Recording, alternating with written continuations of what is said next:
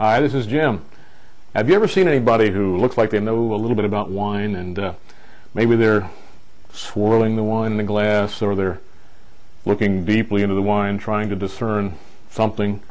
Maybe they're even making rude slurping noises with their mouth trying to find out something about the wine.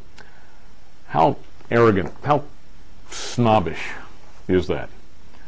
Well, it might not be arrogant or snobbish depending on the context. Look at it this way. Let's say you're responsible for a product. It doesn't matter what kind of product. Say you're a manufacturer for a particular product. Or maybe you're a wholesale distributor for that product.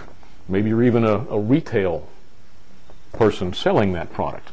You have to know about that product. If you have a customer come and ask you a question about it, you've got to know how to answer it.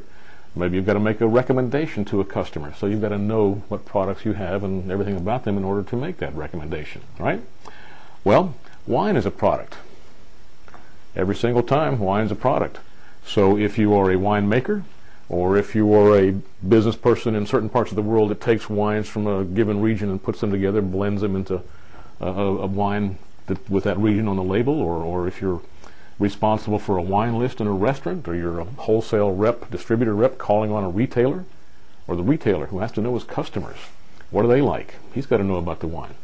And all that swirling and sniffing stuff is how you learn. So having said all that, context is everything, right?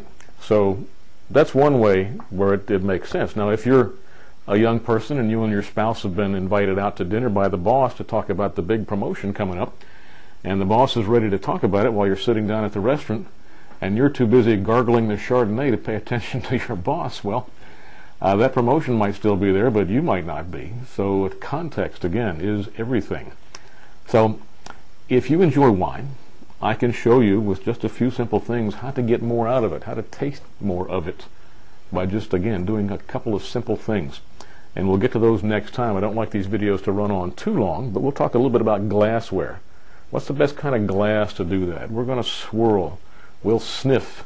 We will even learn how to make rude noises with our mouths to find more of the wine without messing ourselves up too much. So we'll check that out next time. See you then.